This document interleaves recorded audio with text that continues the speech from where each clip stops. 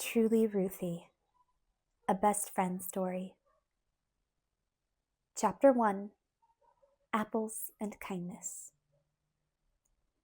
Once upon a time, Ruthie thought happily as she hurried along the icy sidewalk. That's how all wonderful adventures begin. And Ruthie was sure, this sparkling cold morning, that she was at the beginning of a wonderful adventure. Most people would probably say that Christmas or their birthday was their favorite day, but not Ruthie Smithens. For Ruthie, today, December 26th, the day after Christmas, was the best day of the year because this was when Ruthie and her best friend, Kittredge, had a special day with their mothers. It was their tradition to go on an outing together in downtown Cincinnati. Ruthie could not wait for their special day to begin. She walked toward Kit's house as fast as she could, which wasn't very fast, because she was carrying a crate with apples in it. When Ruthie got to Kit's house, she balanced the crate on one hip and knocked on the door with her free hand. The apples were heavy, so she was glad when the door was flung open almost immediately by Kit. "Hi, Ruthie," said Kit with a huge smile. She held the door while Ruthie brought the apple crate inside. "Come on in, you're just in time." Then Kit called over Ruthie's shoulder, "Hey everybody, Ruthie's here." A cheerful chorus of voices called out from the dining room, "Hi, Ruthie." Ever since Mr. Kittredge lost his job because of the Depression, the Kittredges had earned money by renting rooms in their house to boarders, so there was always a crowd at the breakfast table. "Just in time for what?" Ruthie asked Kit eagerly, puffing a little as they lowered the crate of apples to the floor. "To say goodbye," said Kit. "Dad's got a job driving two of our friends, Mr. and Mrs. Bell, to Florida. Mrs. Bell doesn't know how to drive, and Mr. Bell's eyesight isn't very good, so they asked Dad to drive them. They're going to spend the winter in Florida with their grandson, and then in the spring, they'll come back and move in here. They're just about to leave. Come on." Ruthie was an only child. She and her parents, who were the kindest people in the world, lived in a big, beautiful house that was tidy, calm, and quiet. In fact, it was entirely too tidy, calm, and quiet, in Ruthie's opinion. That's why Ruthie loved Kit's house. There was always something going on. Chaos and commotion were going on right now. Mr. Kittredge had his hat jammed on the back of his head, his coat half on, and a napkin tucked in his collar. He and Kit's brother Charlie, and one of the boarders, Mr. Peck, were at the table talking all at the same time as they studied a big map that was spread out on top of coffee cups and juice glasses. Miss Hart and Miss Finney, two nurses who were boarders, were helping Mrs. Kittredge stack and clear the breakfast dishes. Mrs. Howard, a fuss-budgety boarder, was earnestly trying to convince Mrs. Bell to borrow her son Sterling's hot water bottle, and Mrs. Bell was just as earnestly saying, "No, no, thank you, really, no, thank you." Mr. Bell, who for some reason had both his own and Mrs. Bell's hats on his head, was shaking hands and saying goodbye to everyone over and over again. He shook hands with Ruthie twice before Mrs. Kittredge herded the whole crowd outside, and the Bells and Mr. Kittredge climbed into the overloaded car. Kit, Ruthie, Sterling, and Charlie ran down the driveway following the car, waving and calling out goodbyes that were lost in the honks of the car horn. Just when the car reached the street, it stopped short. Mr. Kittredge jumped out, ran back, and kissed Mrs. Kittredge goodbye while everyone laughed and hooted and cheered. "Well," said Mrs. Kittredge, smoothing her hair after the car finally disappeared, "I guess they're well and truly on their way at last." "How long will your dad be gone?" Ruthie asked Kit as they walked inside toward the kitchen. "8 days," said Kit. 4 days down to Florida in the Bell's car, and 4 days driving someone else's car back up. Ruthie counted on her fingers. "So he'll be back on January 2nd, right?" she asked. "Yes," said Kit, "definitely." The two girls exchanged a quick, uncomfortable glance. Neither one wanted to say so, but they both knew that Mr. Kittredge had to be back by January 2nd, and with payment for his driving jobs in hand. The Kittredges were in a desperate situation. Even though they worked very hard running their boarding house, they owed the bank so much money that the bank was going to take their house away from them if they did not pay some of the money back. If Kit's family were to lose their house, then they'd lose their boarders too, and the boarders were their main source of income. Ruthie's father, Mr. Smithens, worked for the bank. It had been his sad job before Christmas to tell the Kittredges that he held off the bank as long as he could, and that the Kittredges were going to be evicted, thrown out of their house, after the holidays if they did not pay the bank. Ruthie didn't know how much Mr. Kittredge was going to be paid for his 2 driving jobs, but she sure hoped it was enough to stop the bank from taking the house. "Hey, Kit," said Ruthie, tactfully changing to a nicer subject. "You remember what day it is today, don't you?" "Of course I do," said Kit, hopping happily. "It's our day, the best day of the year." She took Ruthie's hand and pulled her toward the kitchen. "Come on, let's ask my mother how soon she'll be ready to go." It was warm in the kitchen and noisy with the clatter of dishes being washed by Mrs. Kittredge and Mrs. Howard. Charlie and Sterling were lifting the crate of apples onto the kitchen table, just as Kit and Ruthie walked in. "I bet you brought these apples, Ruthie," said Sterling in his surprisingly low, husky voice. "Right," said Charlie. He liked to tease Ruthie about her interest in fairy tales. "I suppose you waved your magic wand and made them appear." "Not quite," said Ruthie. "I lugged them here. My mother asked me to. Someone gave us tons of apples for Christmas, and Mother was hoping you could use some so they wouldn't go to waste." "Nothing's wasted around here," said Charlie, "especially nothing to eat. Sterling and I see to that." He took an apple out of the crate for himself and tossed another to Sterling. "Thank you, Ruthie," said Mrs. Kittredge, "and please thank your mother for us, too." "You're welcome," said Ruthie. She was secretly relieved that the apples had been accepted without a fuss. Ruthie and her mother were in cahoots. They had a conspiracy of kindness going on, in which they tried to find ways to help the Kittredges whenever they could. But Ruthie had learned the hard way that generosity was tricky. She had to be very careful and respectful about giving things to Kit and her family. Take their special day, for example.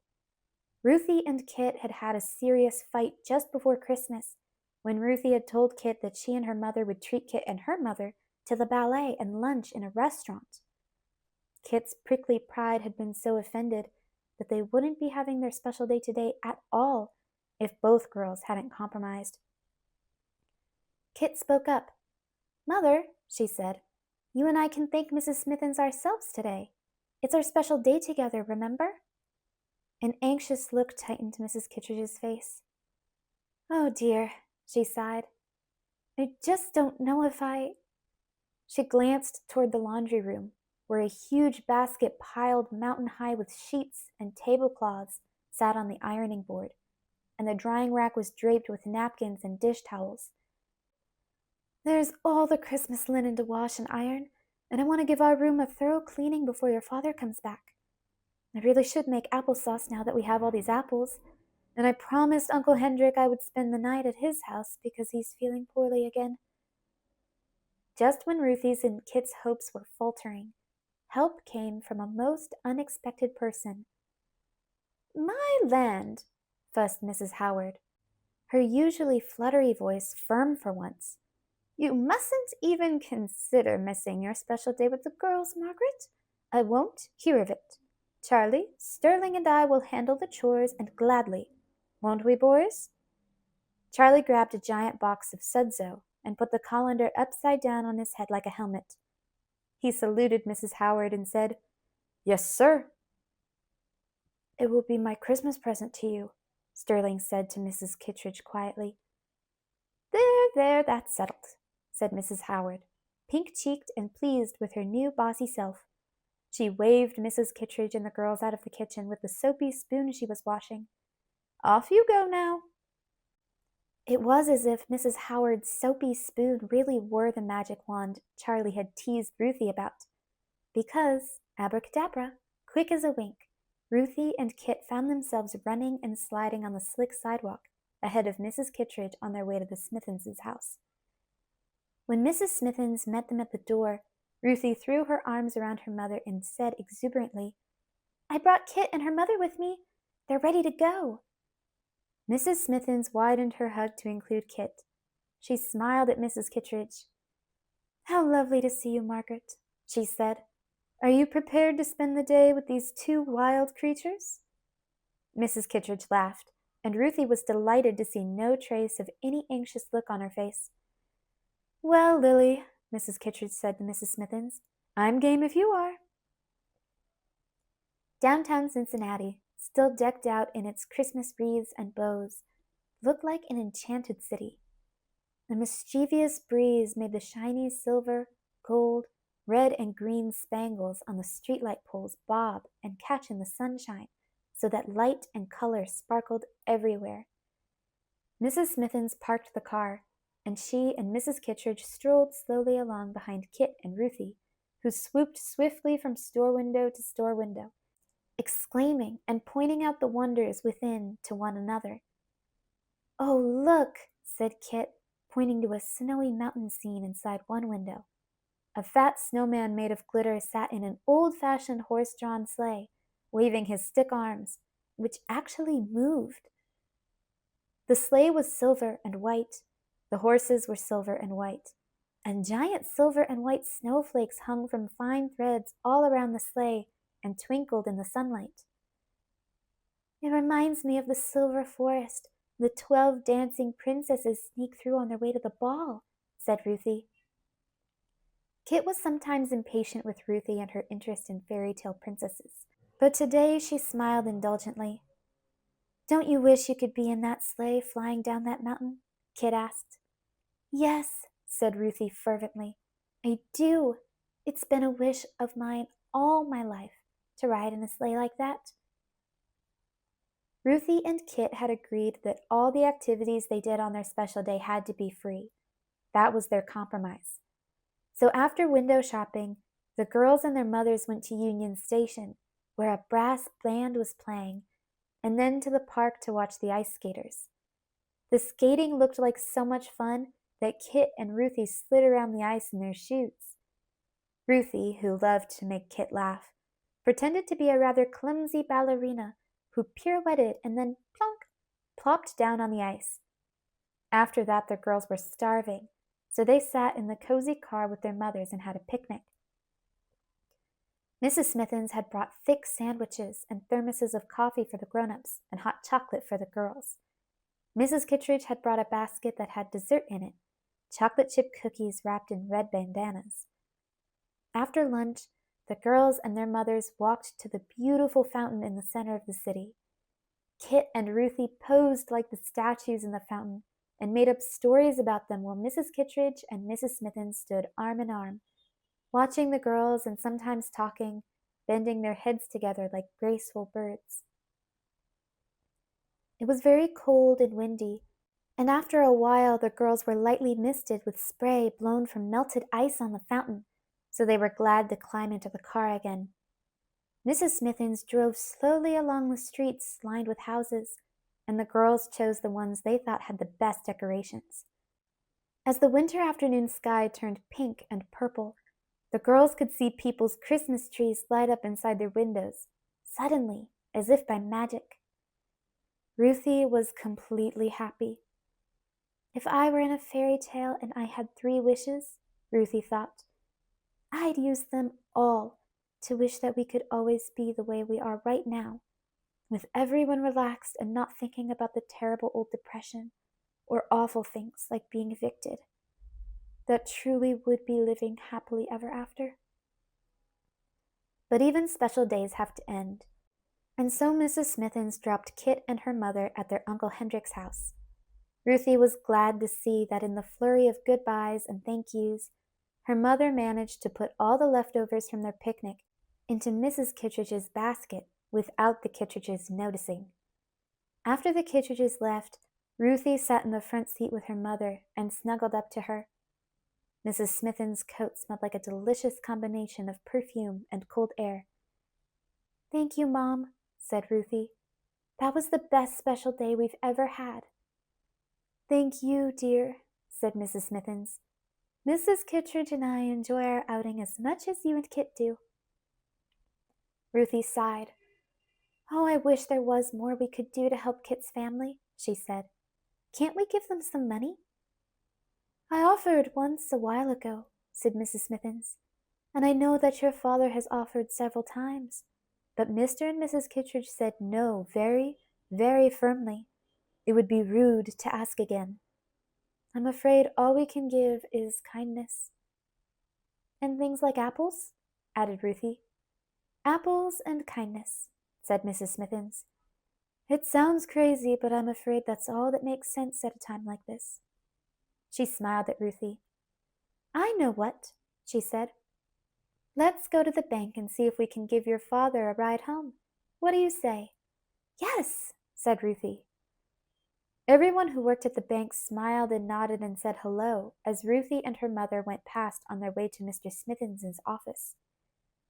Ruthie saw that her dad was reading some papers on his desk and frowning, but when he looked up and saw Ruthie and her mother, he pulled off his glasses and smiled. "What a nice surprise," he said. "How are my two best girls?" "We're fine," said Ruthie. She hugged her father, and then she jumped into his desk chair, which she loved because it tilted back and spun around. "We're here to drive you home," said Mrs. Smithens. Ruthie was spinning, so she did not see her father's face, but she could tell from his voice that he had lost his smile. "I'd love that, darling," he was saying to Ruthie's mother, drawing her toward the window. "But I'm afraid I have a few more hours of work to do." Ruthie continued to spin as her parents spoke softly over by the window. She spun so fast that pretty soon she began to feel dizzy and had to grab the desk to stop. By mistake, she knocked some folders off of the desk. She gathered them up, and her eye caught the name Kittredge written in angry black letters on a note clipped to the folder. Ruthie didn't mean to snoop. She really didn't. But she could not help staring at the note. As she read it, she felt dizzy again. This time, dizzy with dismay. Because the note made it absolutely clear. The Kittredges were going to be evicted from their house. And not on January 2nd, as they had all thought, but on December 28th. The Kittredges and Mr. Smithens must have misunderstood what the bank meant by after the holidays. Ruthie could hardly breathe. December 28th was the day after tomorrow. Mr. Kittredge would not be back from Florida with the money by then. Oh, what on earth would the Kittredges do? What could anyone do to help them? Ruthie knew that there was no use in talking to her parents about it. As kind as they were, there was nothing they could do this time. The Kittredges wouldn't accept money from them, and her father couldn't delay the bank anymore from proceeding with the eviction. With all her heart, Ruthie wished that she could save Kit and her family, but she knew that apples and kindness weren't going to be enough at this point. The Kittredges needed money, and they needed it fast. Chapter 2. Goofy Ruthie. Ruthie was quiet in the car on the way home. "Tired, sweetheart?" her mother asked. "A little," said Ruthie. "But may I stop off at Kit's house and walk home afterwards? I need to talk to Kit for a minute. She should be home from her Uncle Hendricks by now." "All right, dear, but don't stay long," said her mother. "You know that Kit has chores to do, and you've both had a long day." "Thanks, Mom," said Ruthie. She hopped out of the car and ran to Kit's door. This time it was Charlie who opened the door when Ruthie knocked. "Hey," he teased. "Ruthie, long time no see." Ruthie blushed. Was Charlie hinting that she was a pest? Well, she could not worry about that right now. She had to see Kit right away. "Are Kit and your mother back from your Uncle Hendricks?" she asked. "Mother's staying at Uncle Hendricks tonight and tomorrow," said Charlie. "But Kit's back. She's in the kitchen. Gosh, Ruthie, what's your hurry? Didn't you two spend the day together? But Ruthie couldn't stop to answer. She ran full tilt to the kitchen. Luckily, Kit was alone peeling apples. She looked surprised to see Ruthie. Ruthie held up her hand to stop Kit from talking. Kit, she said urgently, I saw a paper at the bank. Your family, you're going to be evicted December 28th. That's the day after tomorrow. But, gasped Kit, they said after the holidays. I guess the bank meant after the Christmas holiday, not the New Year's holiday, said Ruthie. Now listen, Kit, don't get mad at me, but my grandparents gave me $10 for Christmas, and please, you've got to take it and— No, Kit interrupted, shaking her head. Thanks, but $10 won't solve our problem. We owe more than $200. Tiredly, Kit untied her apron. I'll have to go to Uncle Hendric's and tell Mother the bad news about December 28th, she said. It will be hard, said Ruthie, but your Uncle Hendrick is rich. Your mother can ask him for the money. She already did, said Kit, slowly and miserably. And he already said no. Suddenly, Kit slumped into a chair and put her head in her hands. Ruthie had never seen her friend look so defeated. She sat down too, and listened as Kit poured out all her sorrow. Mother will be so upset, Kit said. Uncle Hendrick will say, I told you so. He'll gloat and be glad. Uncle Hendrick wants us to lose our house and have to move into his gloomy old house with him and be servants for him. We'll have to if we do lose the house, because then we'll lose the boarders too, and they're the only hope we have.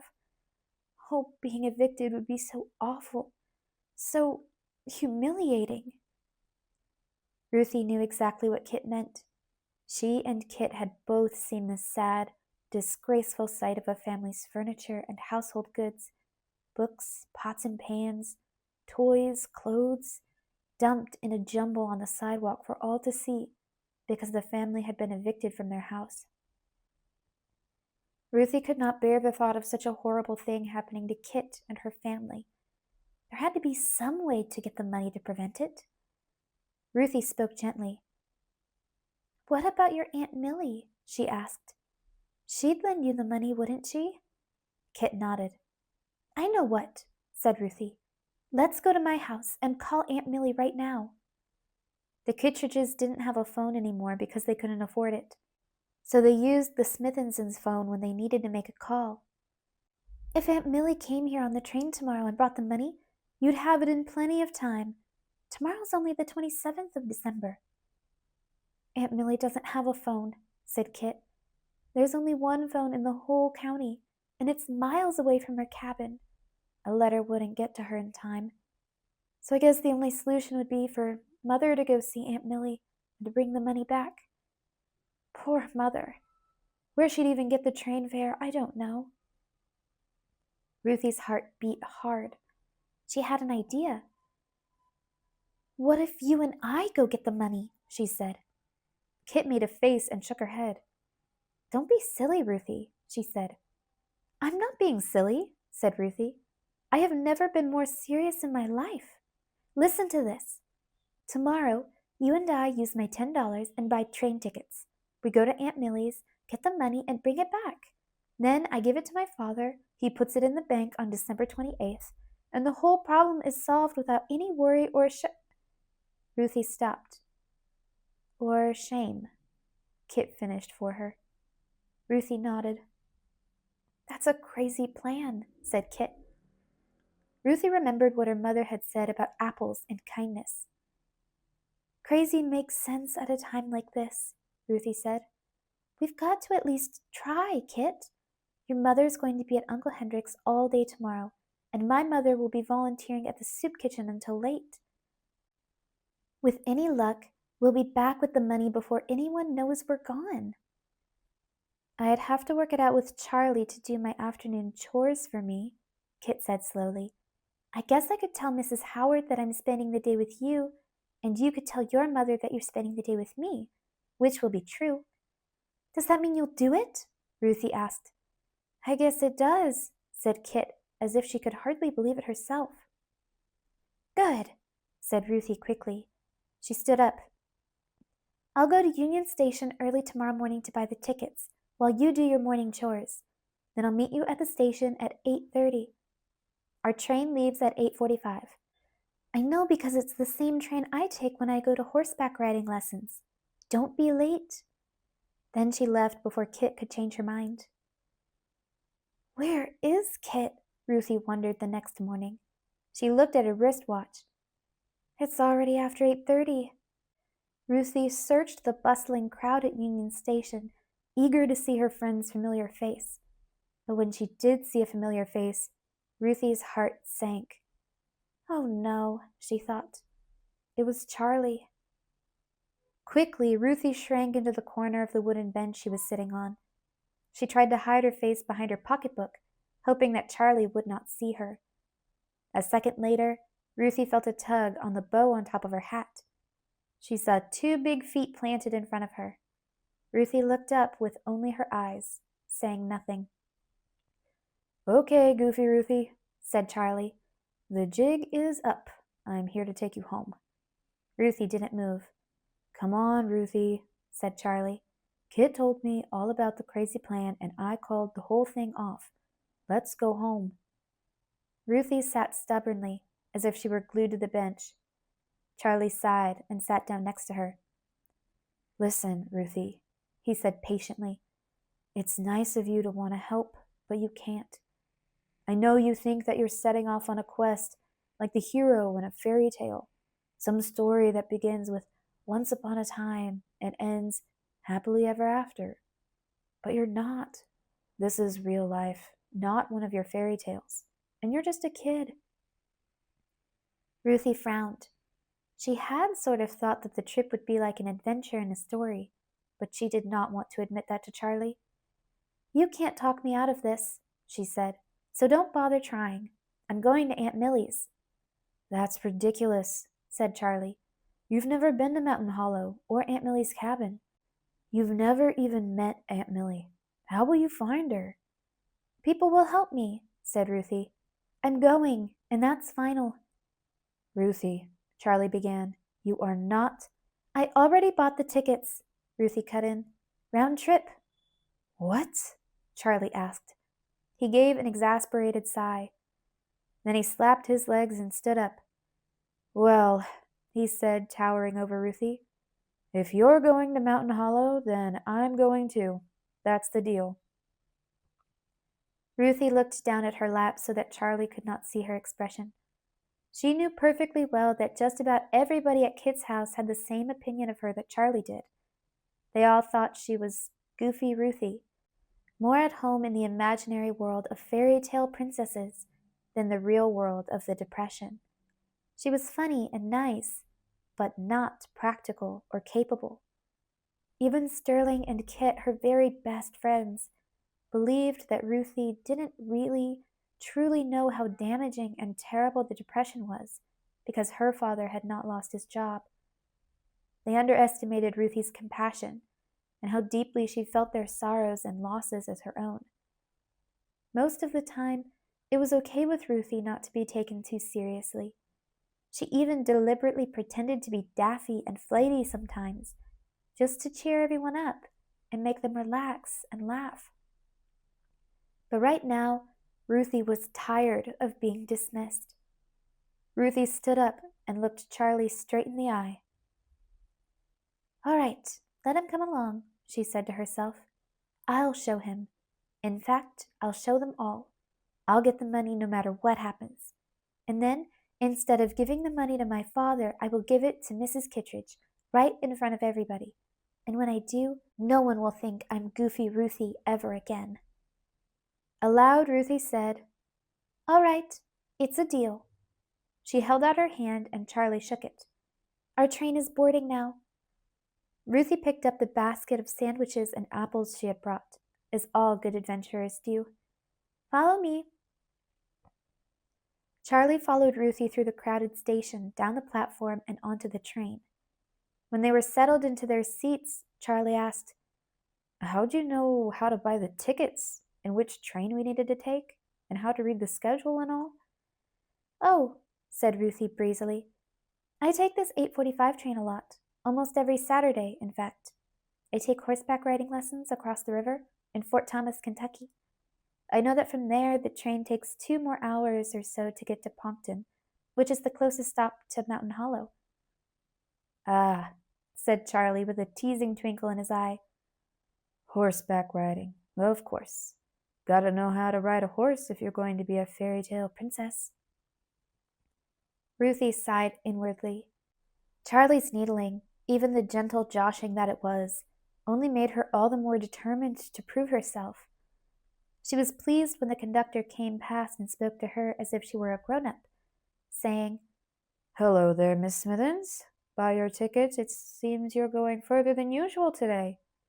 "Yes, sir," said Ruthie. "Enjoy your trip?" said the conductor. "Thank you, sir," said Ruthie. The train was stuffy and crowded full to overflowing with families traveling away from Cincinnati for holiday visits. Ruthie was so tense and excited that it seemed to her the minutes were dragging by even more slowly than the miles were chugging by. It seemed as if the train would never get to their stop. She couldn't concentrate on her book, even though she was in the middle of one of her favorite stories, East of the Sun and West of the Moon. It was a nice distraction when she and Charlie got up and traded seats with an elderly man and woman who didn't like riding facing backwards. Later, when Ruthie took out sandwiches for an early lunch for herself and Charlie, she gave some to 2 teenage girls across the aisle. As they ate, she chatted with them about where they were going. There was a little boy in the seat behind them who was crying and fretful, so Ruthie, who remembered very well how it felt to be bored on a train, made a puppet out of a purple-flowered hanky and amused the boy so that his mother could rest. "Thank you, miss," said the boy's mother, smiling. "I'm on my way to a big party that my hometown has every year between Christmas and New Year's Day. It's at the church hall, and everyone in the whole town comes. There's food and music all day long, so I need to save my energy for dancing." "It sounds wonderful," said Ruthie. Just then the conductor called out, "Next stop, Lewis Falls! Lewis Falls! Next stop!" "Pompton's after this," said Ruthie to Charlie, looking at the train schedule. "I wish I knew the best way to get from Pompton to Mountain Hollow." "I don't know either," said Charlie. "Our family always drives when we visit Aunt Millie." The elderly lady piped up. "Dearie," she said to Ruthie, "did I hear you say that you are going to Mountain Hollow?" "Yes, ma'am," said Ruthie. "We're getting off at Pompton." "Well, you could do that," said the elderly man, turning to face Ruthie. "But if you're walking, it's faster if you get off at Lewis Falls. There's a logging road that runs right along the creek bed from Lewis Falls to Mountain Hollow. It's steep and unpaved, but it's much shorter." Charlie looked doubtful, but Ruthie said, "Thanks, we'll get off at the next stop then." But even Ruthie had her doubts when she and Charlie clambered down off the train at Lewis Falls. First of all, there wasn't really a station. There was only a rough wooden platform.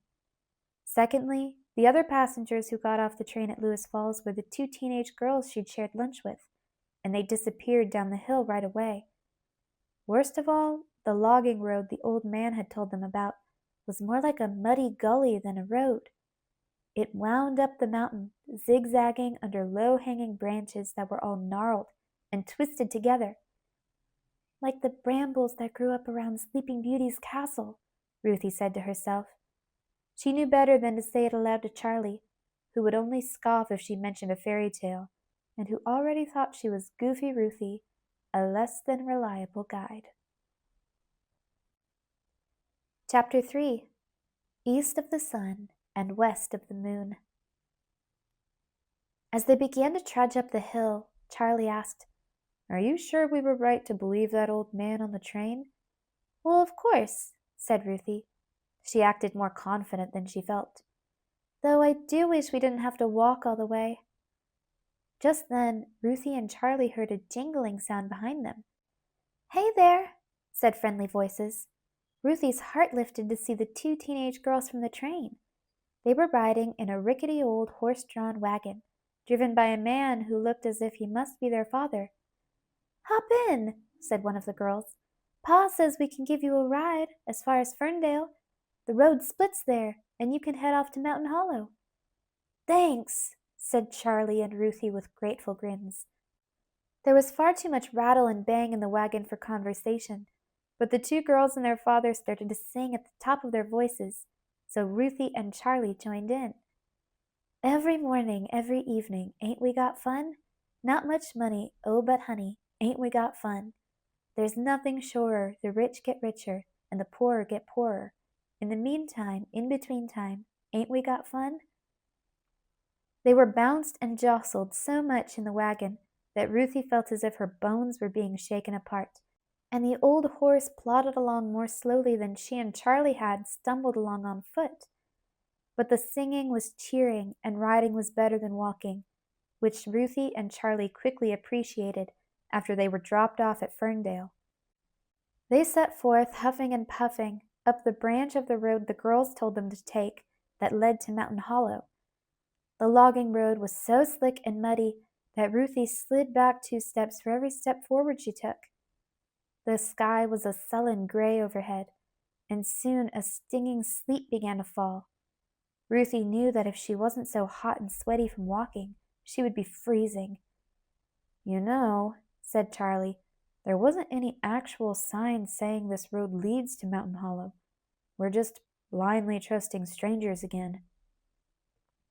He was quiet for a moment and then went on. "I suppose you're thinking that this sort of thing happens all the time in fairy tales. You're kind to strangers, sharing food and things, and then it turns out that they help you to get where you need to go.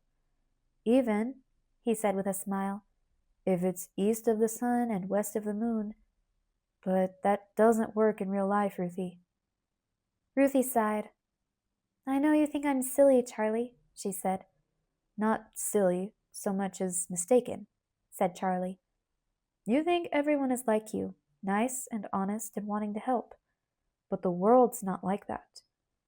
People are going to take advantage of you. They're going to let you down. If you are foolishly optimistic, you're just going to be disappointed." Ruthie slogged along, icy slush caked on her shoes and icy sleet trickling down her back. She knew that Charlie had had a terrible disappointment in his life.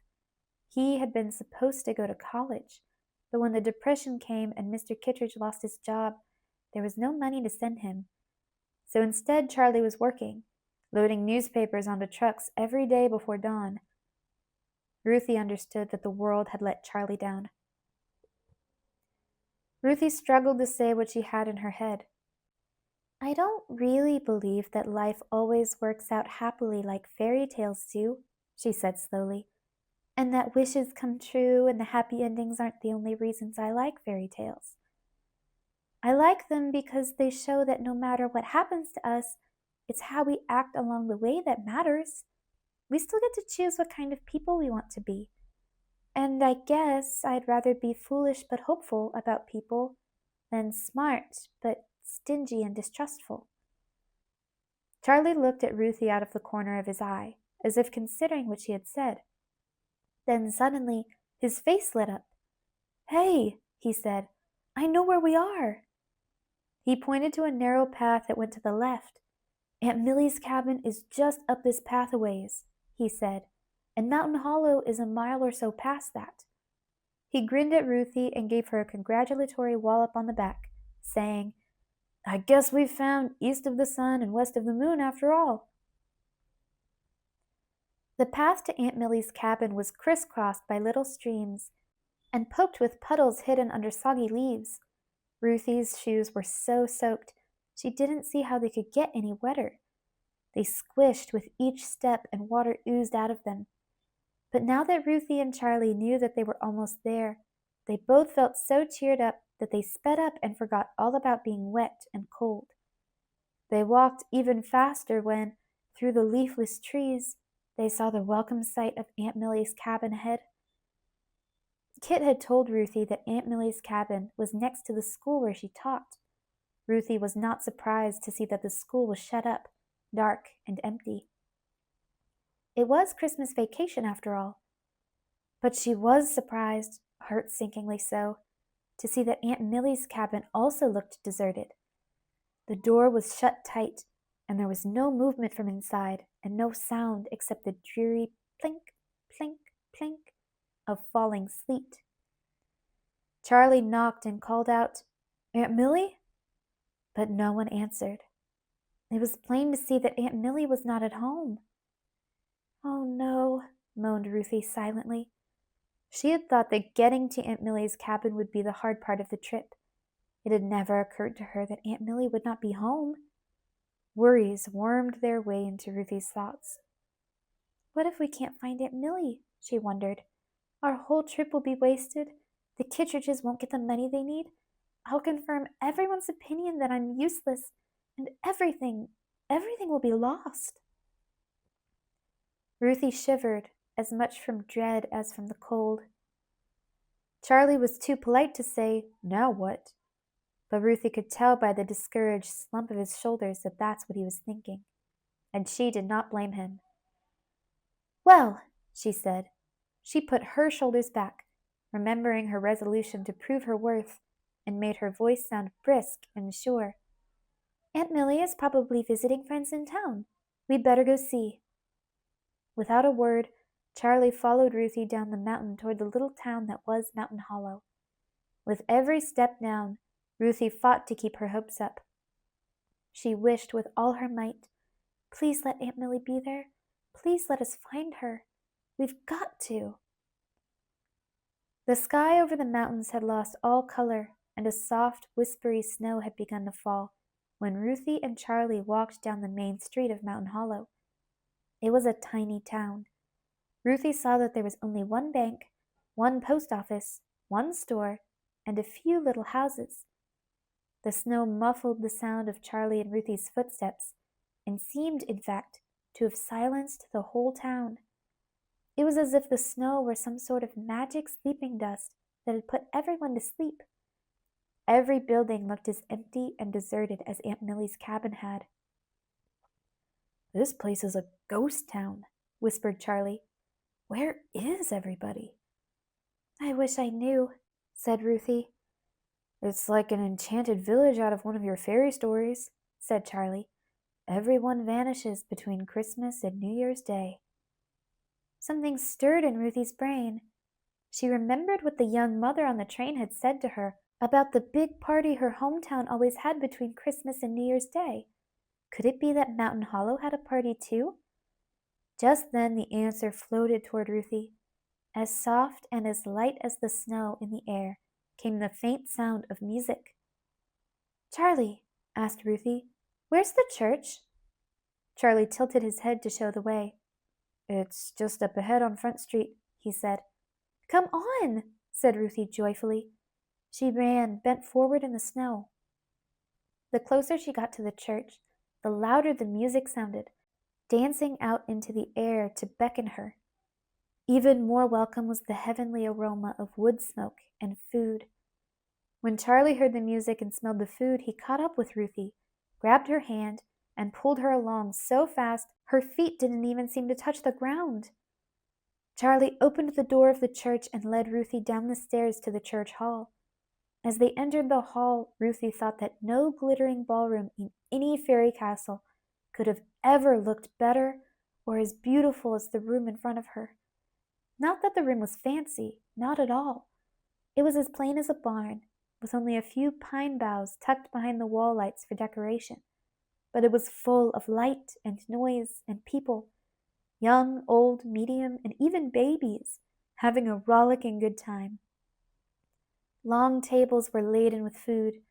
There were golden brown turkeys, buttery biscuits, pink hams, orange mashed yams, pies that looked miles wide, and cakes many layers tall.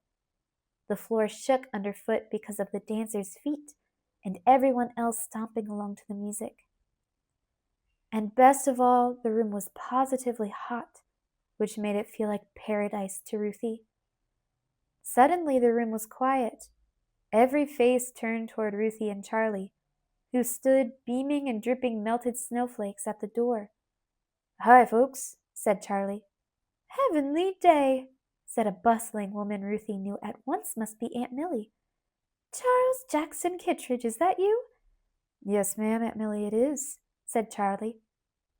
He put his arm around Ruthie's shoulder. "And this is Kit's friend, Ruthie."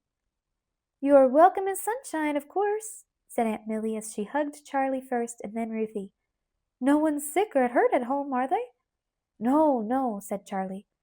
"Well, then," said Aunt Millie in her peppery twang, "I've got to ask, what in tarnation are you two doing here?"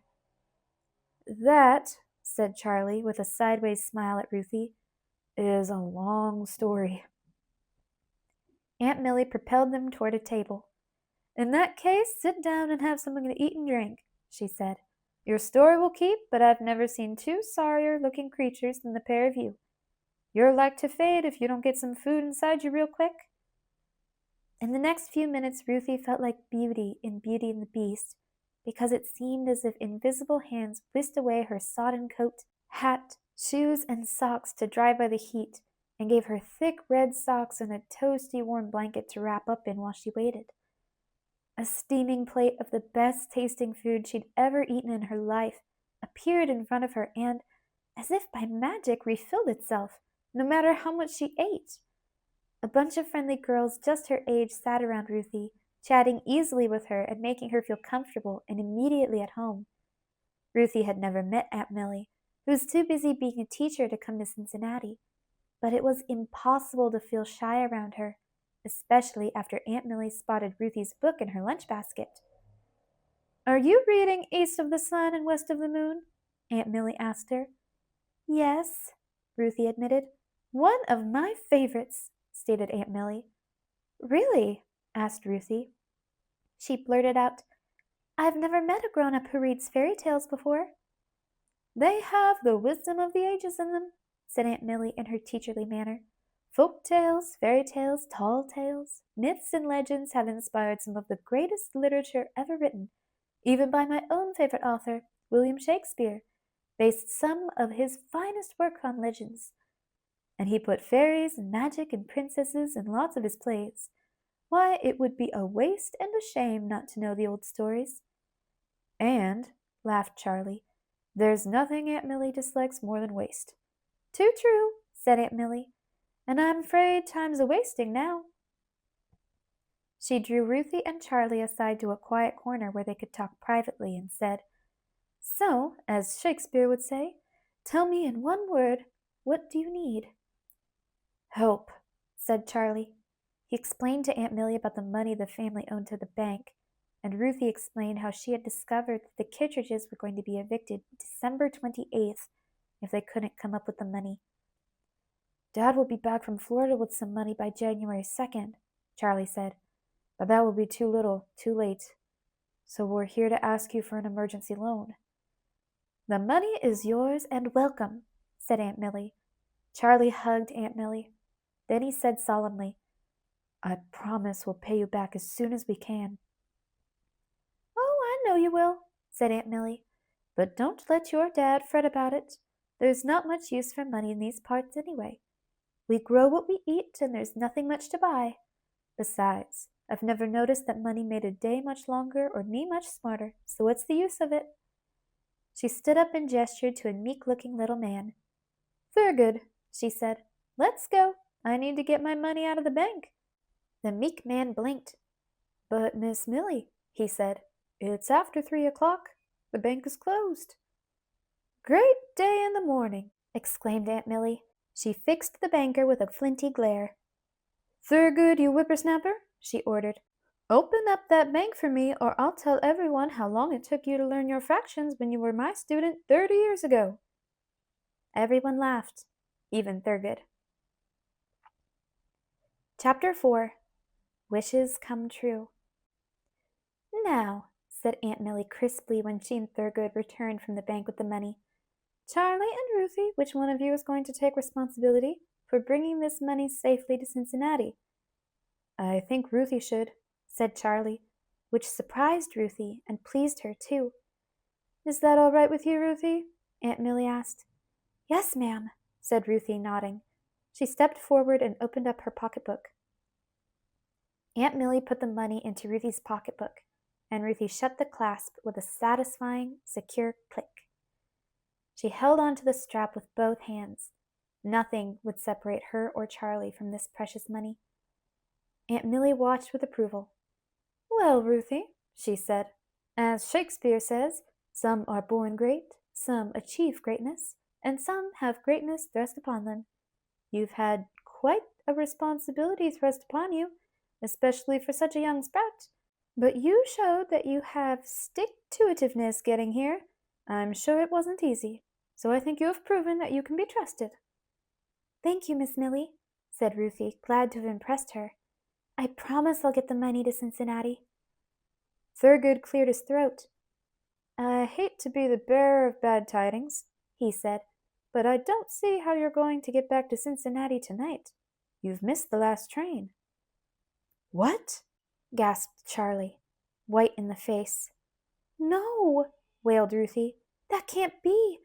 We've got to get the money back to Cincinnati tonight. It has to be in the bank tomorrow or everything is ruined." "Well, there is one more train that runs through to Cincinnati tonight," said Thurgood, "but it doesn't stop at Ponkton or Lewis Falls." "It will tonight," said Aunt Millie forcefully, raising her fist in the air. "We'll flag it down. Come on. Step lively now, everybody. We have a train to stop." The church hall went topsy-turvy and got loud again, as everyone bundled up in hats and coats.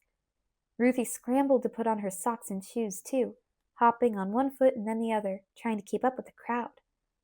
Outside, in the bracing cold, Ruthie saw that the snow had stopped. The sky was clear, and the last rays of the setting sun washed the world in a soft pink glow. Around her, little children shrieked with delight and fell backwards into the snow just for the sheer pleasure of it. Every grown-up in town who had a truck or a wagon filled it full of people, and every person carried an unlit lantern. The next hour was the most exciting hour of Ruthie's whole life so far. She was scooped up and plunked high in the seat of a sleigh, and a heavy wool blanket was tucked around her legs. The sleigh did not look at all like the elegant silver sleigh that Kit and Ruthie had admired in the store window. It was made of rough wood that had once been painted red, and it was pulled by two broad-backed black horses. The horses were so eager to run that they twitched and quivered, making the bells on their harnesses jingle merrily. Then, with truck horns honking, wheel wagons clinking, horse bells ringing, and everybody shouting, the wild caravan careened down the narrow road called the Haul Road, because loggers used it to haul trees off the mountain. Ruthie memorized every detail of the thrilling ride so that she could tell Kit how the frosty night air smelled like Christmas trees and felt smooth and cold on her face, how the blankets smelled like horses and felt scratchy on her legs, and how the sleigh swooshed so effortlessly over the snow that it seemed to be sailing. "This is just how I imagined it would be to ride in a sleigh, like the sleigh that Kit and I saw," Ruthie thought. "Only it's a million times better." When the sleigh and the trucks and wagons slid into the Ponkton train station, everyone jumped out. They lined up in long lines on both sides of the train tracks and, passing the flame along to one another, lit their lanterns. By now the sky was blue-black, with only a slim sliver of a moon above, surrounded by 1,000 tiny stars.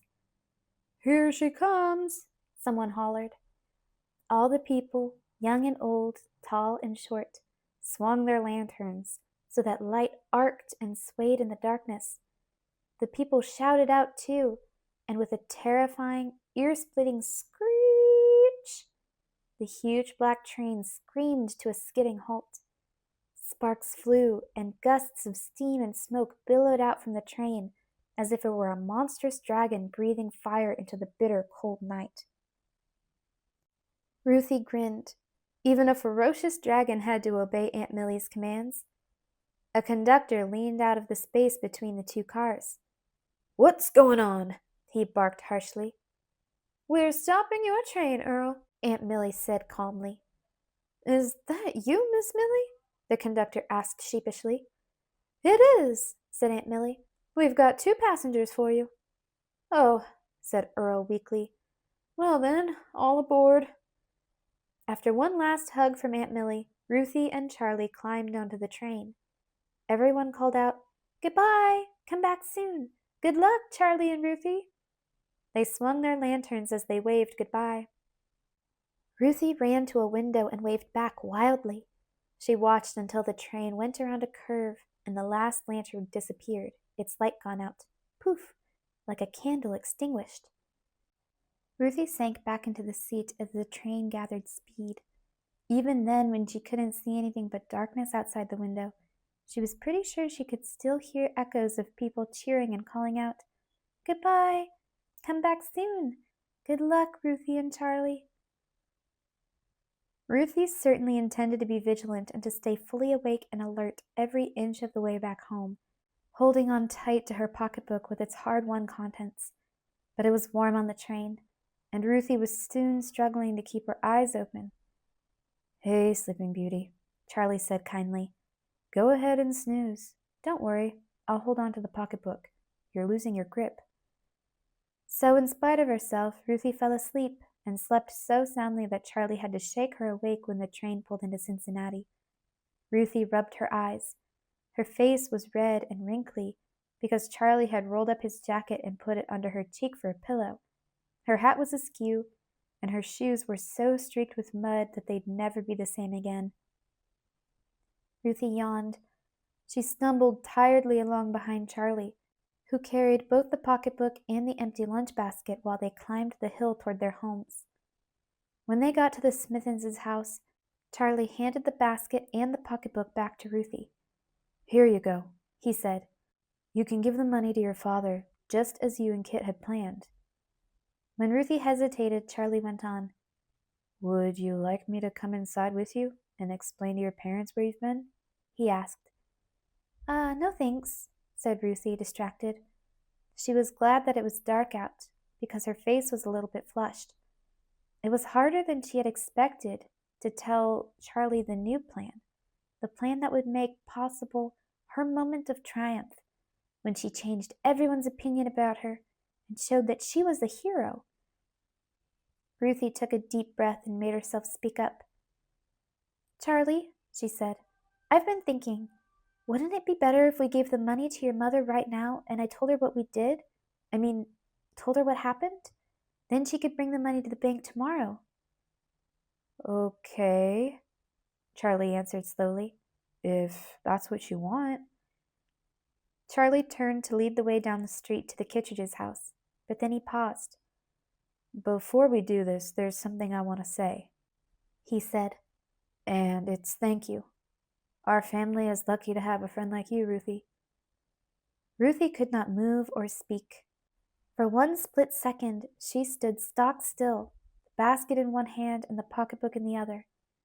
And in that split second, the whole wonderful, terrible, exhilarating, exhausting day flew through her head.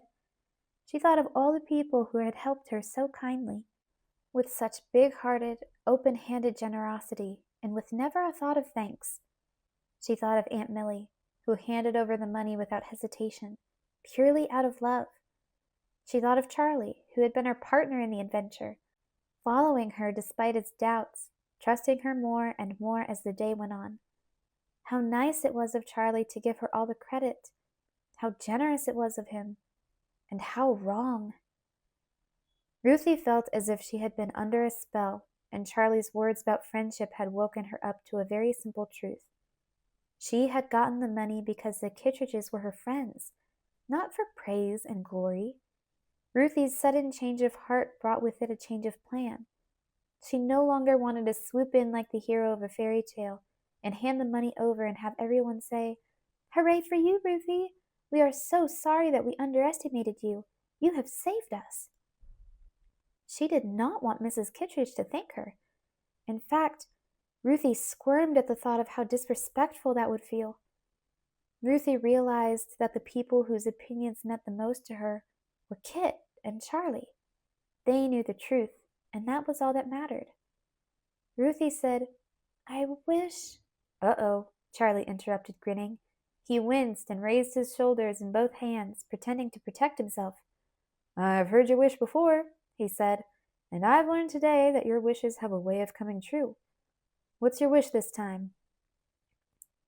"My wish," said Ruthie carefully, "is that you and Kit don't tell anyone that I had anything to do with getting this money." Ruthie looped the basket over her arm, opened her pocketbook, and gave the money to Charlie. "I think it would be better that way." "Are you sure?" asked Charlie. Ruthie was very serious. "I've never been more sure of anything in my life," she said wholeheartedly. "Aunt Millie will tell my parents eventually," said Charlie as he put the money into his coat pocket. "Well," said Ruthie, shrugging, "just keep me a secret until then, or as long as possible, anyway." "Okay," said Charlie, smiling. "Your wish is my command." Ruthie smiled too, and started to go up the steps to her house. When she stood in the glow of the porch light, she turned back and said, "You know what, Charlie? Thanks for coming with me today. I'm glad you did. I'd do the whole thing over again." From the dark, Ruthie heard Charlie laugh and then call out, "Me too." Then he added, "Goofy Ruthie." Somehow, there was something about the way he said it that made it sound like praise to Ruthie. A week later, Kit, Ruthie, and Sterling were in Kit's backyard looking at trees. Looking when the leaves were down was the best time to see all the branches, and the three friends were trying to choose which tree they'd build a treehouse in when they built a treehouse. "I guess we should say if we build a treehouse," said Kit, as they wandered inside to the kitchen to warm up, "because I sure don't know when, if ever, we'll be able to build it." "I know you've wanted a treehouse for a long time," said Ruthie, "but don't give up. Some wishes take a while to come true." It was cheerful and crowded in the kitchen. Mr. Kittredge, who had returned from Florida the day before, was sitting at the kitchen table, folding napkins and telling the boarders, Charlie and Mrs. Kittredge, about his trip. "Of course, the best part of the trip was coming home," Mr. Kittredge said, "especially when I found out that we'd been saved from eviction just in the nick of time. Now that was a wish come true, thanks to Charlie here." Mr. Kittredge thumped Charlie proudly and lovingly on the back. "Ruthie," said Charlie, "you are the expert on wishes. I'm wondering, can a person ask another person if he can override her wish? If you say yes, you'll make my wish come true." "Mine too," Kit chimed in. Everyone looked at Charlie and Kit as if they were crazy. Everyone except Ruthie, that is, who smiled a tiny bit and gave Charlie a reluctant nod. "Yes," Ruthie said. "Good," said Kit, smiling broadly at Ruthie. "Yes, good," said Charlie, "because I want to tell a story. It's a true story about people we all like. In fact, the hero is Ruthie. Not the Ruthie we thought we knew, but really, truly Ruthie. My story has a happy ending, and like all wonderful adventures, it begins once upon a time."